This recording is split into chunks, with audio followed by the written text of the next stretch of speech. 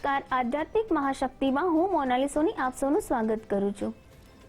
આજે આપણે વાત કરી રહ્યા છીએ કે વાસ્તુ અનુરૂપ આપણું ઘરનું જે રસોડું છે તે કેવી દિશામાં હોવું જોઈએ, સુયોગ્ય રીતે રસોડાની ગોઠવણ કેવી રીતે કરવી જોઈએ, જેના લીધે ઘરના તમામ જે સભ્યો છે તેમને સમૃદ્ધિમાં વધારો થાય, સ્વાસ્થ્ય સંબંધિત પણ કોઈ તકલીફ ના આવે।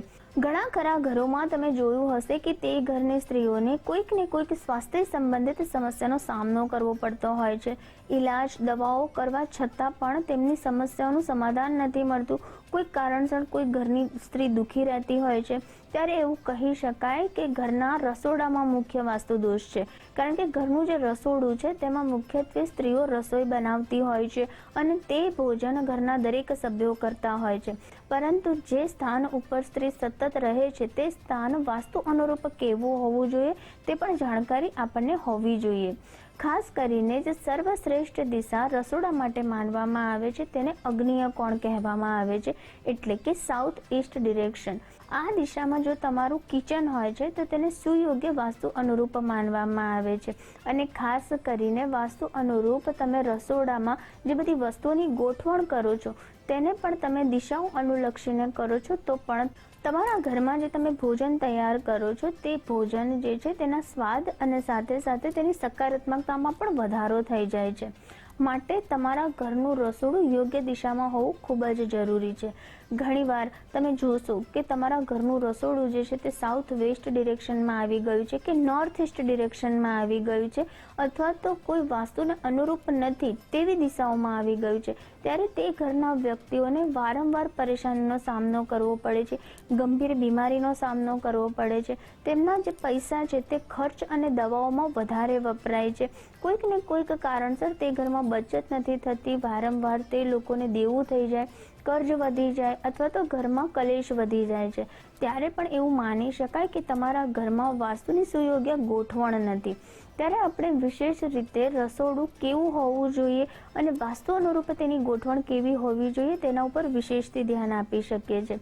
ખાસ કરીને તમારા ઘરનો જે ચૂલો છે, જે ગેસ સ્ટવ છે જેના ઉપર તમે ખાવાનું બનાવો છો તે મુખ્યત્વે અગ્નિય કોણમાં હોવું જોઈએ, કારણ કે તે અગ્નિની દિશા છે, તે શુક્રની દિશા છે અને સ્ત્રી ત્યાં ઊભી રહીને ખાવાનું બનાવે છે, રસોડામાં વધારે સમય તે વિતાવે છે, માટે સ્ત્રી માટે તે દિશા યોગ્ય માનવામાં આવે છે। અને જ્યારે તમે રસોઈ બનાવે છે તે સ્ત્રી અગ્નિય કોણમાં, એટલે કે ત્યાં અગ્નિ પણ પ્રજ્વલિત થાય છે, માટે સાઉથ ઈસ્ટ ડિરેક્શનમાં જો અગ્નિ રાખવામાં આવે એટલે કે ગેસ સ્ટવ તમારો ચૂલો રાખવામાં આવે તો તેને ઉત્તમ દિશા માનવામાં આવે છે।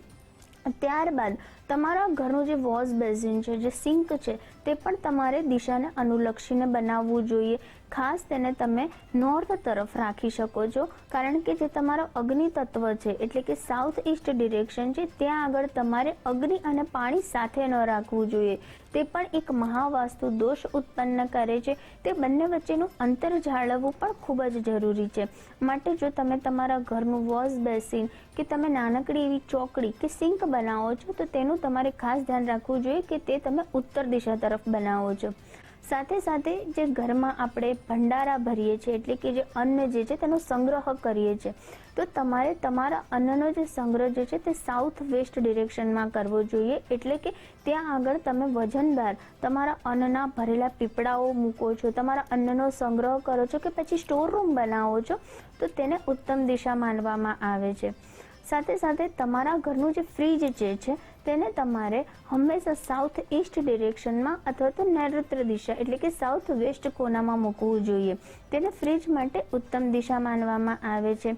ઘરમાં જ્યારે તમે ભોજન કરો છો તો તમારું જે ભોજન રાખો છો ત્યારે તમારે જે ડાઇનિંગ ટેબલ છે તેને તમારે પૂર્વ અને પશ્ચિમ એવી રીતે દિશામાં સુયોગ્ય ગોઠવણ કરવી જોઈએ, એટલે કે તમે જ્યારે જમવા બેસો છો ત્યારે તમારે પશ્ચિમ દિશામાં બેસવું જોઈએ અને તમારું મુખ જે છે તમારે પૂર્વાભિમુખ એટલે કે પૂર્વ તરફ રાખવું જોઈએ। તો આ રીતે ભોજન કરવાથી તમને ભોજનનો આનંદ પણ મળે છે અને તે ભોજન તમને પાચક દ્રવ્યો સાથે તમારા જીવનમાં તમારા શરીરમાં પોષણ પૂર્તિ કરે છે। હંમેશા જ્યારે સ્ત્રી ખાવાનું બનાવતી હોય છે ત્યારે પણ સ્ત્રીનું જે મુખ છે તે પૂર્વ તરફ રહેવું જોઈએ, તેનું પણ વિશેષ ધ્યાન રાખવું જોઈએ, કારણ કે પૂર્વ તરફ જે છે તે સૂર્યોદય થાય છે. સૂર્ય જે ઉર્જાનો મુખ્ય સ્ત્રોત છે અને સૂર્ય દ્વારા જે તડકો આવે છે, જેની કિરણો જે છે તે ભોજન ઉપર પડે છે તો તે ભોજન પોષણયુક્ત બને છે, ઉર્જાયુક્ત બને છે. કોઈ પણ રીતે તમારા ઘરમાં જે રસોડું છે ત્યાં આગળ ટોયલેટ ના હોવું જોઈએ, કારણ કે રસોડું જે છે તે ખૂબ જ પવિત્ર જગ્યા છે અને તેને અગ્નિ દેવતાનો વાસ માનવામાં આવે છે.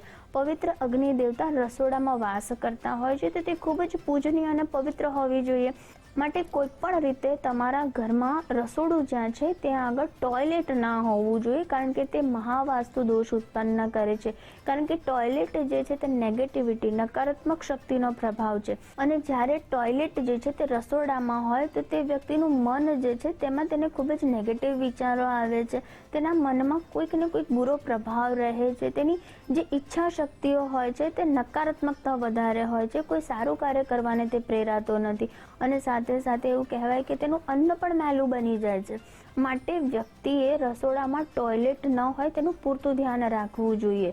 ઈશાન કોણ છે એટલે કે જે નોર્થ ઈસ્ટ ડિરેક્શન છે તેમાં પણ તમારું રસોડું હોય તો તે એક મહાવાસ્તુ દોષ ઉત્પન્ન કરે છે, કારણ કે જે પ્રમાણે મેં કીધું કે અગ્નિ કોણમાં રસોડું હોય, કારણ કે આપણે અગ્નિ દેવતા ઉપર આપણું ભોજન બનાવીએ છીએ એટલે અગ્નિ બહુ પવિત્ર છે, પરંતુ ઈશાન કોણ જે છે તે જળ તત્વની દિશા છે.